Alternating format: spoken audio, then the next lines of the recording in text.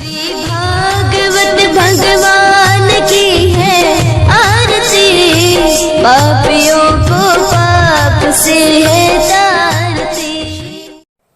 हरे कृष्णा। आप सभी भक्तों को श्रीमद् भागवतम के सत्र में हार्दिक अभिनंदन और सुस्वागतम। आज का हमारा विषय है शुद्ध भक्तिमय सेवा या हृदय परिवर्तन।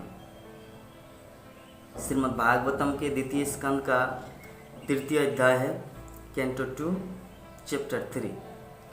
तो इसमें सुखदेव गोस्वामी परीक्षित महाराज को वर्णन कर रहे कि कैसे शुद्ध भक्तिमय सेवा के द्वारा हमारा हृदय को परिवर्तन किया जाए और उसी शुद्ध हृदय के माध्यम से हम लोग भगवान के पास भगवत धाम को पहुंच सकते हैं। तो सुखदेव गोस्वामी परीक्षित महाराज को इंडिकेट करके बोल रहे कि महाराज, आपने जो प्रश्न पूछा था मुझको कि कर्तव्य क्या है ऐसे व्यक्ति का, और विशेषकर जो मृत्यु जिसके निकट हो, मरणासन्न व्यक्ति का, तो अतः हे महाराज, मैंने आपको सब कुछ विधि बता दिया कि क्या क्या करने से भगवान को कैसे प्राप्त किया जाएगा, कौन सा भक्ति करना है, कैसे भगवान को पूजा करना है, कैसे सुनना है भगवान के विषय में, ये सब कुछ आपको बता दिए। अभी मैं आपको वो चीज़ बताऊंगा, अगर कोई फिर भी पूर्ण रूप से शुद्ध न हो और शुद्ध भक्त हो, दो चीज़ का डिफरेंस, प्रवृत्ति और निवृत्ति, दो चीज़ का वर्णन करेंगे। अगर मान लीजिए कि कोई ब्रह्म ज्योति में लीन होना चाहता है, मृत्यु के समय जो जिस भावना से शरीर को त्याग करता है उसको उस तरह शरीर प्राप्त होता है। भगवत गीता में श्लोक है कि अंत काले च मामेव स्मरण मुक्ता कलेवरम य पर्याति स माव मद्भावम जाति नास्तत्र संशय यम जम वापि स्मरण भावम तज्जत अंत्य कलेवरम तम तमेवेति कौन्ते सदा तद्भाव भावित। मतलब मृत्यु के समय जो जिस भाव से शरीर को त्यागता है वो उस तरह उस प्रकार के शरीर को प्राप्त होता है। तो अभी सुखदेव गोस्वामी महाराज परीक्षित को सब कुछ समझा रहे हैं कि ऐसा नहीं कि मैं आपको सिर्फ शुद्ध भक्ति का ही वर्णन करूंगा। अगर कोई चाहे मटेरियल भौतिक चीज़ भी, तो उसके लिए भी कुछ कुछ विधियां हैं। जैसे कि ब्रह्म ज्योति में अगर कोई लीन होना चाहे तो उसके लिए ब्रह्मा या पुरोहित बृहस्पति की पूजा करनी चाहिए। ब्रह्म ज्योति जो है ना, भगवान के 3 रूप है, ब्रह्म, परमात्मा और भगवान। 3 दिन पहले हम एक चीज़ बताए कि ब्रह्म, परमात्मा और भगवान का अर्थ होता है, ब्रह्म का अर्थ होता है निराकार ब्रह्म ज्योति प्रकाश, और उसके ऊपर है परमात्मा और उसके ऊपर है भगवान। उदाहरण दिया था सूर्य देव का। सूर्य प्रकाश है, सूर्य प्रकाश सूर्य नहीं है, लेकिन सूर्य से भिन्न भी नहीं है। सूर्य प्रकाश, सूर्य गोलोक मतलब सूर्य लोक, और सूर्य देव, तीनों अलग अलग चीज़ है। सूर्य देव अलग है, सूर्य देव के व्यक्ति विशेष है। सूर्य लोक मतलब वो ग्रह है, प्लैनेट्स जैसे पृथ्वी, और उसका प्रकाश वो भी अलग है। तीनों चीज़ अलग अलग है। उसी प्रकार कि सूर्य, ब्रह्म ज्योति, परमात्मा और भगवान। तो ब्रह्म ज्योति का अर्थ होता है प्रकाश। जिस ब्रह्म ज्योति से ही प्रकाश प्राप्त करता सूर्य, और वही सूर्य प्रकाश करते इस पृथ्वी लोक में। जब भी हम लोग जो प्रकाश देखते हैं, लाइट वगैरह, सब ब्रह्म ज्योति से आता है। ये जो हमारा लाइट चलता है घर में, ये लाइट का स्रोत कहाँ है? सूर्य। और सूर्य का प्रकाश का स्रोत कहाँ है? ब्रह्म ज्योति। और ब्रह्म ज्योति का स्रोत कहाँ है? भगवान कृष्ण के तेज। भगवान कृष्ण के शरीर से जो तेज निकलता है वो है ब्रह्म ज्योति। तो परीक्षित महाराज को ऑप्शन दे रहे कि महाराज, अगर कोई मृत्यु के समय ब्रह्म ज्योति में लीन होना चाहे तो, या सच में उसको ब्रह्म ज्योति में लीन होने की इच्छा है, तो उसको बृहस्पति की पूजा करनी चाहिए। बृहस्पति मतलब देवगुरु बृहस्पति। 33 करोड़ देवी देवता है, और 33 करोड़ देवी देवता में बृहस्पति उनका गुरु, कुल पुरोहित है, और ब्रह्मा है सृष्टिकर्ता। तो अगर ब्रह्मा और बृहस्पति दोनों में से किसी एक का अगर पूजा करेंगे तो ब्रह्म ज्योति में लीन होने का सौभाग्य मिलेगा। लेकिन ब्रह्म ज्योति में ज़्यादा दिन तक टिक नहीं रह पाता व्यक्ति, उसको यहाँ पे गिर के आना पड़ता है। गिर वो गिर जाते हैं। क्यों? क्योंकि वहाँ पे आनंद नहीं है, अकेला जीवन, अकेलापन, कोई साथ में नहीं रहता, बहुत ही कष्टदायक है। जैसे आप एरोप्लेन में आकाश मार्ग में चले गए, अकेला है, सामने आपका कोई नहीं है, चारों तरफ शून्य अंधकार, आप कितना दिन तक रह पाएंगे? गिरना पड़ेगा या दूसरे जगह जाना पड़ेगा। तो गोलोक वृंदावन ऐसा जगह भक्तों का भंडार है, भक्तों का मतलब साम्राज्य है गोलोक वृंदावन, वैकुंठ। तो भक्त लोग वहीं पर जाते हैं, लेकिन जो ब्रह्म ज्योति जाते हैं वो जा सकते हैं, लेकिन रिटर्न आना पड़ता है। क्यों? Because they have no any happiness, वहाँ पे कुछ आनंद नहीं होता। तो अभी सेकंड बोल रहे कि अगर कोई प्रबल काम वासना से पीड़ित है, कहने का अर्थ है कि कोई सुंदर स्त्री या कोई सुंदर स्त्री की सुंदर पुरुष को देखते हैं, दोनों के मध्य अट्रैक्शन, वो चाहते कि मेरी काम वासना पूरी हो, मतलब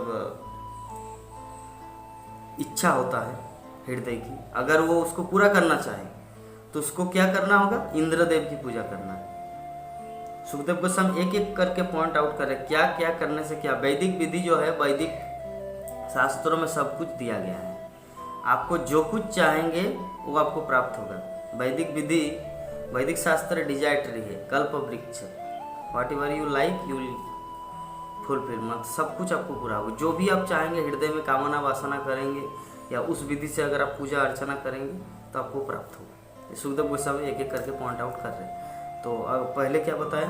अगर निराकार ब्रह्म ज्योति में लीन होना है तो बृहस्पति या ब्रह्मा की पूजा करना है। अगर आप अपनी काम वासना जो है तो उसको अगर पूरा करना है तो आपको इंद्र की पूजा करना है।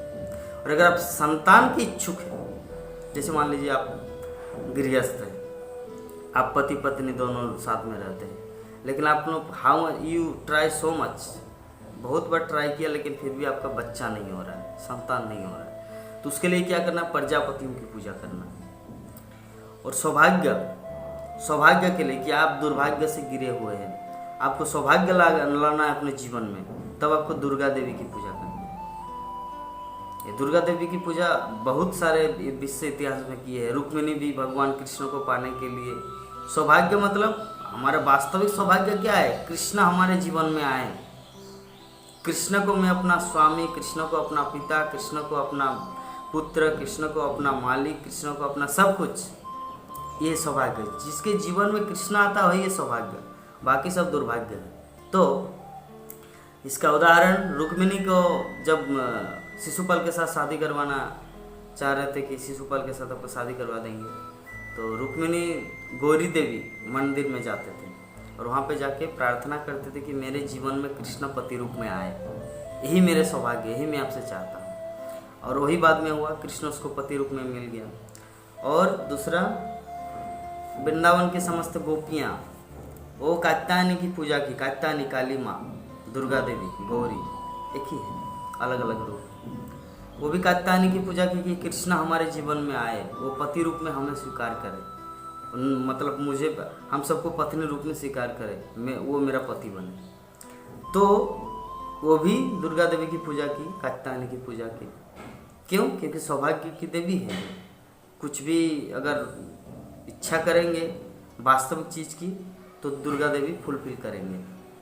तो इसीलिए सौभाग्य के लिए दुर्गा देवी की पूजा करनी। इसका मतलब ये नहीं कि कृष्ण भक्ति के छोड़ के दुर्गा देवी की पूजा करने में लग जाना, ना, ऐसा बात नहीं है। ये बता रहे मेटेरियल चीज, सौभाग्य और भी हो सकता है, सिर्फ कृष्ण ही नहीं। लेकिन वास्तविक सौभाग्य का अर्थ अगर समझा जाए वैदिक शास्त्रों को, तो सौभाग्य का अर्थ होता है कृष्ण को अपने जीवन में लाना। ऐसे में सौभाग्य दूसरा भी हो सकता है, कारण जैसे कोई गरीब है तो धनवान बन जाता है, जिसका घर नहीं है, झोंपड़ी है, तो वो बिल्डिंग बन जाता है, ये भी सौभाग्य है। लेकिन वास्तविक सौभाग्य का अर्थ है जो भगवान के भक्तों ने दिखा दिया, रुक्मिणी ने, आपका वृंदावन की गोपियां ने दुर्गा देवी की पूजा के सौभाग्य लाया जीवन में। कौन सा सौभाग्य? वास्तविक सौभाग्य, कृष्ण को अपने जीवन में लाया। खैर, तो अगर शक्तिशाली बनना है, खूब शक्तिशाली पहलवान, तब अग्निदेव की पूजा करना। अग्निदेव की पूजा करने से अग्निदेव आपको वरदान देंगे और आप महान शक्तिशाली बन जाएंगे। अग्निदेव की पूजा करने से आपको शक्ति मिलेगी। और अगर केवल धन के लिए, अगर आप केवल धन चाहते हैं, बहुत सारा धन हो, तो वसुओं की पूजा करनी है। जो अष्टवसु है ना, और जो हम लोग बचपन में पढ़े थे, चंद्र एक है, पक्ष दुई, कृष्ण पक्ष शुक्ल पक्ष, नेत्र तीन, चंद्र एक पक्ष दुई, नेत्र तीन मतलब शिव जी का 3 नेत्र है। जुग 4, 70 तेता दावर को ले, चंद्र एक पक्ष दुई, नेत्र 3, जुग 4 और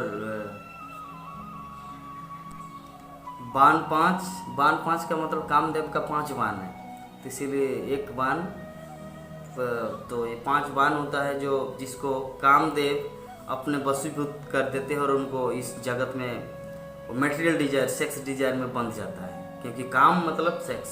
तो कामदेव का 5 बाण है, एक एक करके बाण छोड़ता है, बाणों 5, चंद्र एक पक्ष दुई, नेत्र 3, जुग 4, बाणों 5 और ऋतु 6 टाइप ऑफ सीजन, ग्रीष्म वर्षा शरत हेमंत, ग्रीष्म वर्षा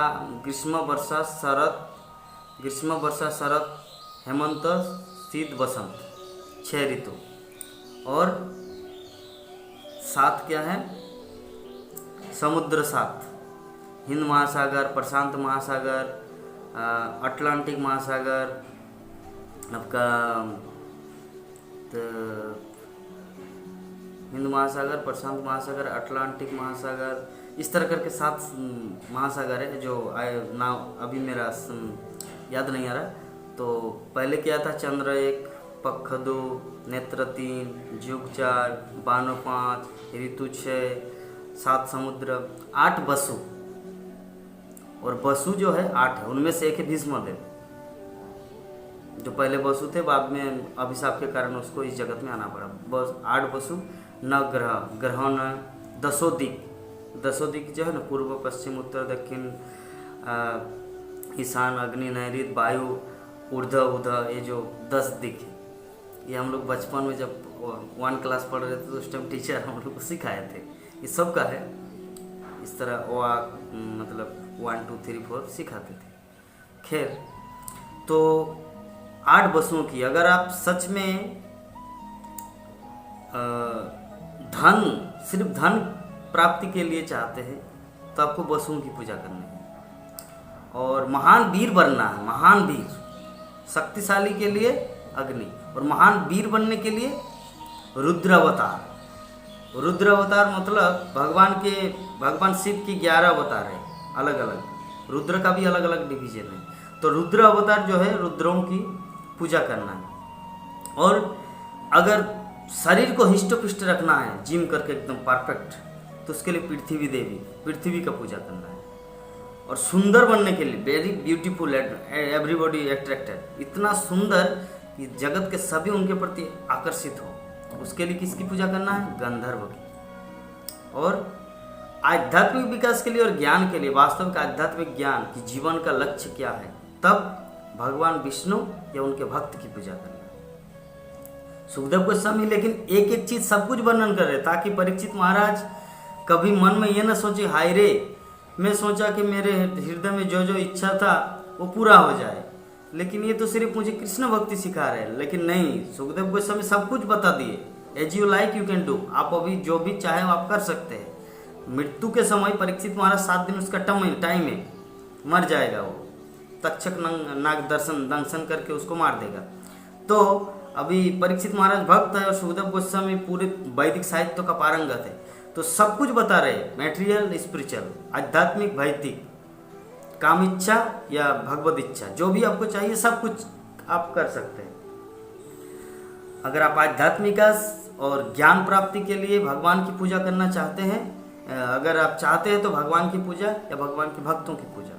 शत्रुओं पर विजय, अगर मान लीजिए आप राजा हैं, कई बार फाइटिंग करते हैं किसी दूर देश में, या वहाँ पे जाके उसके साथ फाइटिंग करते हैं, उनको अगर पराजय करना है, शत्रुओं पर विजय खुद को अगर जीतना है, तब किसकी पूजा करना है? चंद्रदेव की, चंद्र की पूजा। और राज्य सत्ता के लिए मनुओं की, जो 14 मनु होते हैं, शांभव मनु, विवस्वत मनु, अलग अलग जो मनु है, तो मनुओं की पूजा करने से राज्य सत्ता, जैसे प्रधानमंत्री, राज्यपाल, प्राइम मिनिस्टर, मुख्यमंत्री, राजा, जो ये लोग जो सत्ता रखते हैं कि 5 साल के बाद तो मेरा कुर्सी तो छीन जाएगा ये कुर्सी, ठीक है, तो उसके बाद क्या करेंगे। तो इसीलिए कुर्सी को बचाने के लिए क्या करना है, और मनुओं की पूजा करना है, क्योंकि कुर्सी के लिए आज आधुनिक नेता बहुत डरते हैं। जैसे कभी कभी जब हम पहले, मुझे बहुत हंसी आता है जब कुर्सी का बात, जैसे हम ऐसे में चेयर बोलने में उतना हंसी नहीं आता, लेकिन जब कुर्सी की बात आती है तो मुझे बहुत हंसी आता। क्यों हंसी इसलिए आता, मैं अपना पर्सनल रियलाइजेशन आप सबको बता दूँ कि बिफोर कमिंग टू इस्कॉन, मतलब इस्कॉन ज्वाइन करने से पहले जब हम हिंदी कुछ जैसे टीवी में आते थे मूवी वगैरह, तो उसमें जो कुछ नेता होते थे, एक गुंडा है विलन, और गुंडा कनेक्टेड है मुख्यमंत्री या प्रधानमंत्री के साथ, एटलीस्ट मुख्यमंत्री। तो मुख्यमंत्री को सपोर्ट किया कौन, ये गुंडा, उसको पैसा दिया, उसको वोट में जिताया, सारे जगत के लोगों को उनके चरणों में झुका दिया, तब तो उसको वोट मिलेगा, तब वो मुख्यमंत्री बनेगा, या बन गया। तो अभी जब सेकंड इलेक्शन आता है 5 साल बाद, तब अभी ये गुंडा, ये विलन उनको बोलते हैं कि एक काम कीजिए, उनको मुझे मारना है तो आपको सहायता करना है, आप उनको सस्पेंड कर दीजिए, क्योंकि वो जो पुलिस वाला आया है, वो जब से आया है मेरा काम धंधा बंद कर दिया। विलन बोलता है किसको, मुख्यमंत्री को, कि जब से वो इंस्पेक्टर आया है तब से मेरा काम धंधा बंद कर दिया है, तो इसीलिए बेहतर है कि आप इसको गेट आउट कर दीजिए, मतलब यहाँ से ट्रांसफ़र कर दीजिए किसी दूसरे जगह। तो मुख्यमंत्री बोलता है अरे भाई मेरा कुर्सी का सवाल है, सामने इलेक्शन है, आपको थोड़ा मुझ पर राम कीजिए। बोले क्या राम करूँ, कितना पैसा, विलन बोलता है कितना पैसा दिया, कितना खर्च किया आपके प्रति, और अभी आप बोल रहे कि सामने कुर्सी है, सामने वोट है, सामने इलेक्शन है, अरे मेरा भी तो कुछ काम आई है, इतना पैसा पानी की तरह बहा दिया। बोले कुछ हम कर देते हैं, लेकिन मुझे अभी तो थोड़ा केयरफुल रहना है ना, जनता क्या सोचेगी। जनता, अगर मैं कुछ ऐसा गलत काम किया कि वो इंस्पेक्टर को मुख्यमंत्री ने दूसरे जगह ट्रांसफ़र कर दिया क्योंकि उसका कुछ प्रॉब्लम हो रहा था, तब तो मुझे लोग वोट नहीं देंगे। तो इसीलिए सामने इलेक्शन है, मेरा कुर्सी का क्या होगा। कुर्सी, ये जो कुर्सी जैसी बात आता है तो मुझे बहुत हंसी आता है। तो जब ऐसे मूवी में होता है तब तो ये हमारे वर्तमान में जो रियल लाइफ में जो सरकार है वो भी तो कुर्सी के बारे में सोचता होगा, कुर्सी, मेरा कुर्सी क्या होगा। खैर, तो इसीलिए राज्य सत्ता के लिए कुर्सी को बनाए रखने के लिए मनुओं की पूजा करना, और किसी भी प्रकार का जो इच्छा न रखते हो, जिसका किसी भी तरह का काम वासना, किसी भी तरह का कामना वासना ना हो, उनके लिए क्या है, एकमात्र भगवान विष्णु, भगवान कृष्ण की भक्ति करना है। क्योंकि व्यक्ति का काम केवल भगवान, व्यक्ति का काम अकाम सर्व काम, अकाम सर्व कामो व मोक्ष कामो उदारति तीव्रेन भक्ति योगेन। मतलब आपका कुछ डिजायर हो हृदय में कि मैं ये मेरा फुलफिल हो तो अच्छा होगा, या आपका कुछ इच्छा न हो, या आपका इच्छा हो, काम अकाम काम व सर्ग कामो व उदारति, मोक्ष काम मतलब मुक्ति का, अकामो मतलब कुछ काम नहीं है, कुछ इच्छा नहीं है, कामो मतलब मुझे ये चाहिए, बिल्डिंग चाहिए, स्त्री चाहिए, धनी चाहिए, सुंदर स्त्री, ऐसे लाइक दैट कुछ भी हो, अकाम कामो व सर्व कामो मोक्ष कामो व उदारति तीव्रेन भक्ति योगेन। उसके क्या करना है, उसको कृष्ण भक्ति करना है। कृष्ण भक्ति करने से सब कुछ पूरा होगा। इसलिए बाकी इधर उधर देवी देवता, इधर उधर इंद्र चंद्र वरुण प्रजापति ब्रह्मा बृहस्पति शिव गंधर्व पृथ्वी, ये सब पूजा करने की जरूरत नहीं। क्या करना है, एकमात्र कृष्ण कथा, एकमात्र कृष्ण की भक्ति करना है। क्योंकि व्यक्ति का काम सर्व काम एकमात्र भगवान ही पूरा कर सकते हैं। देवता कुछ भाग तक दे सकते हैं, लेकिन भगवान की भक्ति करने से, और भगवान की भक्ति कैसे होगा, कहते कि जो सूर्य जो है सबके आयु को हर लेते हैं। सूर्य प्रत्येक दिन, जैसे हमारा 100 साल का उम्र दिया गया है विधाता के विधान में, या 60 साल का या 80 साल का जो भी है, तो प्रत्येक दिन सूर्य उठता है, उदय होता है, अस्त होता है, उदय होता है, अस्त होता है, तो मतलब हमारा आयु कम होते जा रहा है। लेकिन सुखदेव गोस्वामी बोल रहे कि जो कृष्ण कथा को सुनते हैं, आयुर्हति वैपुंश, मतलब जो कृष्ण कथा को सुनते हैं तो उसको सूर्य हरता नहीं, उसका आयु को सूर्य हरण नहीं करता। ये सेक्रेट, शास्त्रों का सेक्रेट। आपका जितना आयु है वो तो आपका है ही, लेकिन जब कृष्ण कथा सुनेंगे ना तो वो हमारी इस आयु से मेंटेन नहीं होता, वो आपका अलग आयु है, वो अलग आयु दिया जाता है। यही कृष्ण कथा का पावर है, वो सूर्यदेव हरण नहीं कर पाता उसका आयु को। इसीलिए अभी लास्ट में सुखदेव गोस्वामी परीक्षित महाराज को पॉइंट आउट कर रहे हैं कि केवल कृष्ण कथा, जो कृष्ण कथा नहीं सुनता उसका कर्ण किसका जैसा है? सर्पों के बिल। सांपों का जो बिल होता है ना, टीला जिसे बोलते हैं, सर्पों का बिल, तो वो जो कान है सर्पों का बिल जैसा, मतलब हमारे कान दिखता है ये कान है, वास्तविक कान का अर्थ क्या है? कृष्ण कथा सुनने का। अगर इस कान में अगर न सुने तो ये टीला की तरह है, सर्पों का बिल जैसा। ये कौन बोल रहा? सुखदेव गोस्वामी परीक्षित महाराज को बोल रहा। और जो कृष्ण कथा नहीं बोलता उसका जीव मेढक का जैसा है। जो कृष्ण कथा नहीं सुनता वो कान किस तरह है? सर्पों का बिल। और जो कृष्ण कथा नहीं बोलता, हरे कृष्ण कृष्ण कृष्ण हरे हरे, हरे राम राम राम हरे हरे, जो कृष्ण कथा नहीं बोलता उसका मुख और जीभ क्या है? मेढक की तरह, वो जो टर टर करता है। और टर टर करने का अर्थ क्या है? सर्पों का निमंत्रण। सांप नहीं जानते कि मेढक कहाँ है, लेकिन जब वो टर टर करता है मतलब बोले कि सांप आ जाओ, ट्र, सांप आ जाओ, ट्र, मुझे खाओ, ट्र, मुझे खाओ, ट्र, मुझे खाओ, मतलब सांप। शिल प्रभुपाद बोलते हैं कि सांप को पता नहीं था कि मेढक कहाँ है, लेकिन मेढक खुद बोला था कि मेरे पास आओ और मुझे खाओ। उसी तरह इस संसार में व्यक्ति खुद बुलाते हैं काल को कि आओ मुझे झपटो। तो कृष्ण कथा नहीं बोलता ना, हरे कृष्ण बोले तो वो तो अमर होगा, वो तो अमरत्व लाभ करेगा। लेकिन Hare Krishna except instead of Hare Krishna he talking so many thing. Krishna कथा का छोड़कर बहुत कुछ बोलेगा। अरे बहुत कुछ बोलने का मतलब मेढक की टर। उपदेशामृत के तात्पर्य में शिल प्रभुपाद इसका बहुत ही सुंदर रूप से व्याख्या की है। जो व्यक्ति कृष्ण कथा नहीं बोल रहा है तो उसके मुख से समझो कि वो मेढक है, और वो मेढक क्या कर रहा है? ट्र ट्र ट्र ट्र, मतलब सांप को बुला रहे, काल आओ मुझे खाओ, काल आओ मुझे खाओ, काल मेरे आयु को हरण करो, मुझे मौत दो, मुझे मृत्यु दो। मतलब ये जो धरती में जिसको मनुष्य शरीर मिला है कृष्ण भक्ति करने का, हरे कृष्ण कृष्ण कृष्ण हरे हरे, हरे राम राम राम हरे जपने का, वो खो देते हैं, वो नहीं करता। वो क्या करता है? ट्र ट्र ट्र ट्र, मतलब सांप को बुलाते हैं, काल को बुलाते हैं, और उनका मृत्यु हो जाता है। तो इसीलिए सुखदेव गोस्वामी लास्ट में अल्टीमेट बोले कि जो कान कृष्ण कथा सुनता नहीं वो सर्प के टीले की जैसे है, सर्प का बिल जैसा।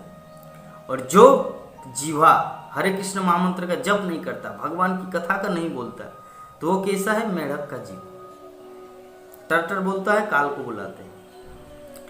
खैर, तो अभी सुखदेव गोस्वामी के जैसे शरीर के ऊपरी भाग को भले ही रेशमी वस्त्रों से ढके हो, परंतु कृष्ण के विग्रह के सामने अगर न झुके तो धरती का बोझ।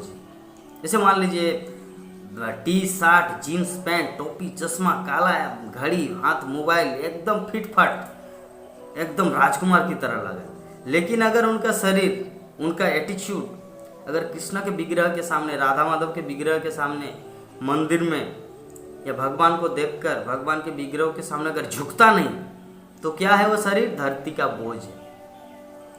वो धरती का बोझ है जो शरीर भगवान के चरणों में झुकता नहीं, दंडवत प्रणाम नहीं करता। और जो आंखें भगवान के रूप, भगवान की लीला, भगवान की गुण, भगवान के नाम, भगवान के विग्रह को देखता नहीं, वो आंखें किस तरह है? मयूर के पंख। मयूर के पंख दिखने में कैसा लग रहा है? आंखें की तरह, है ना? लेकिन इसका कुछ वैल्यू नहीं है, देख नहीं पाता। तो उसी तरह हमारी आंखें अगर भगवान, जैसे राधा माधव, देखिए राधा माधव है, तो राधा माधव को अगर देख के आनंदित नहीं होता, और अगर ये आंखें अगर भगवान राधा माधव को देखने के लिए नहीं लगता, तो आंखें किस तरह है? सुखदेव गोस्वामी बोल रहे मयूर के पंख। मयूर के पंख दिखने में आंखें कितना सुंदर, मेरी आंखों से भी कितना सुंदर है, बोलो कितना सुंदर है ना, मुझसे भी कहीं ज़्यादा दिखने में, सो स्वीट। लेकिन मेरी आंखें कृष्ण को देखते, ये आंखें क्या, कुछ भी नहीं। तो अगर हमारी आंखें अगर राधा माधव को, भगवान को नहीं देखते तो वो आंखें किस तरह है? मयूर के पंख जैसा। तो यही बोलने का अर्थ है, कहने का अर्थ है कि जो शरीर भगवान के विग्रहों के सामने झुकता नहीं, शरीर का वो धरती का बोझ है, पृथ्वी माँ उसको बोझ समझते हैं। और जो आंखें भगवान को देखते नहीं वो मयूर के पंख है। और जो भगवान के भक्त के चरण रज अपने मस्तक पर धारण नहीं करते तथा भगवान के चरण तुलसी को ग्रहण नहीं लेते तो वो सब की तरह है, वो मृत प्राय, वो मृत्यु, वो सब है। सब मतलब चिता, कहने का अर्थ है जो जिसका मृत्यु हो चुका है तो उसको क्या कहा जाता है? Dead body. इंग्लिश में कहा जाता है डेड बॉडी, हिंदी में कहते हैं सब। वो सब के समान कि भक्त का चरण कमल, चरण रज अगर हम लोग मस्तक पे धारण नहीं करते, धाम का, भगवान के भक्तों का चरण रज अगर मस्तक पे धारण नहीं करते तो हमारा बॉडी क्या है? बॉडी नहीं है, ये सब है, सब मृत्यु, वो मृत प्राय बॉडी है। ओके। और जो तुलसी, भगवान के चरण कमल जो तुलसी है उसको अगर ग्रहण नहीं लेते तो वो भी सब है। अंत में सुखदेव गोस्वामी परीक्षित महाराज को बता रहे कि जो हृदय, जिस हृदय में, एवं वो हृदय फौलाद लोहे का बना है, जो भगवान के नाम का कीर्तन करके भी भाव उत्पन्न न हो, जैसे हरे कृष्णा कृष्णा कृष्णा हरे हरे, हरे राम राम राम हरे हरे। ये जो हरे कृष्ण महामंत्र साक्षात भगवान है। ये हरे कृष्ण महामंत्र जप करके भी इसका अनुभव कि क्या है ये, अगर इसका हम लोग को पता नहीं चलता, आंखों से आंसू नहीं निकलते कभी, हे कृष्ण आप कितने करुणामय हैं, आप हरिनाम के माध्यम से इस जगत में प्रकट हुए हैं, मेरा जीवन व्यर्थ हुआ कि मैं आपको समझ नहीं पाया। अगर इस तरह भी भाव अगर नहीं आए तो हमारा जीवन व्यर्थ है। तो वो हृदय क्या है? वो हार्ट क्या है? लोहे का बना। श्रीमद् जयप्रकाश गोस्वामी गुरु महाराज बोलते कि भक्त को चाहिए कि जब वो हरिनाम करे तो उसकी आंखों से आंसू, एक्सटेटिक, रोमांच, कंपाश्रु होना चाहिए। और अगर नहीं आए तो ज़्यादा से और रोना चाहिए, जब करते करते रोना चाहिए। तो गुरु महाराज को पूछा कि गुरु महाराज क्यों? बोले कि रोना इसलिए चाहिए कि मेरा इस नाम के माध्यम से रोना ऑटोमेटिक एक्सटेसिक भाव होना चाहिए, लेकिन नहीं हो रहा है जिसके कारण रोना चाहिए। क्यों? क्योंकि हमारा हृदय इतना लोहे का बना है, फौलाद का बना है। तो ये परीक्षित महाराज को ये शुद्ध भक्तिमय सेवा हृदय परिवर्तन का पूरा मार्ग देती है। आज का हमारा विषय था श्रीमद् भागवतम के द्वितीय स्कंद का 3 अध्याय कि परीक्षित महाराज को सिखाए कैसे।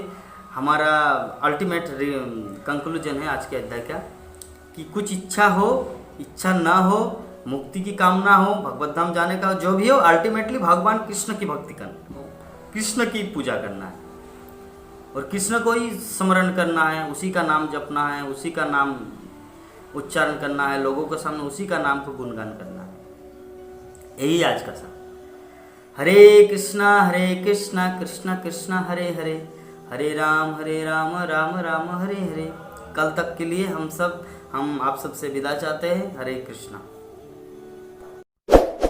इस वीडियो को लाइक करें, हमारे चैनल को सब्सक्राइब कर बेल आइकन जरूर प्रेस करें हमारी न्यू वीडियो सबसे पहले।